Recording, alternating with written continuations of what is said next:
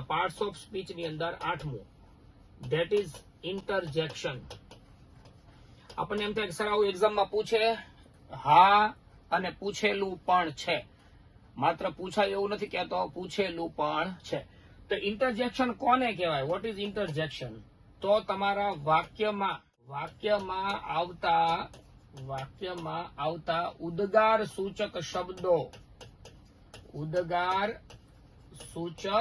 શબ્દો, બસ આટલું જ પૂરું.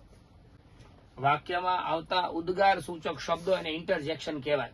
દાખલા તરીકે હું એ સેન્ટેન્સ લખું છું, ફોર એક્ઝામ્પલ મેં અહીંયા લખ્યું, અરે તમે, ઓ ઇટ્સ યુ. જો આ મેં તમને કીધું ઓ ઇટ્સ યુ, તો એની અંદર આ જે ઓ છે ને આને કહેવાય ઇન્ટરજેક્શન.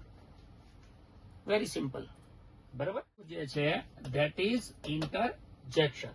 પછી ધારો કે મેં લખ્યું આમ કે વાવ ઇટ્સ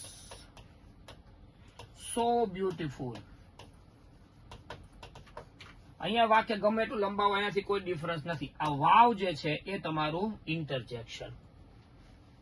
એટલે ઉદ્ગાર સૂચક શબ્દો જે કઈ વાક્યમાં આવે ધેટ ઇઝ કોલ્ડ ઇન્ટરજેક્શન.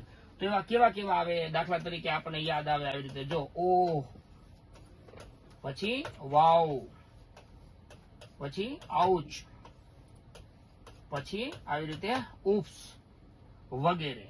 આવા શબ્દો જે કઈ છે કે જે શબ્દ વાક્યમાં કોઈ ઉદ્ગારનો ભાવ વ્યક્ત કરે છે, કોઈ ઓચિંતી લાગણી વ્યક્ત કરે છે, તો ધેટ ઇઝ કોલ્ડ ઇન્ટરજેક્શન. ચાલો આટલો કોન્સેપ્ટ ક્લિયર થઈ ગયો બેટા? જણાવો જોઈએ ફટાફટ. ઇન્ટરજેક્શન ક્લિયર થઈ ગયું બેટા? ફટાફટ.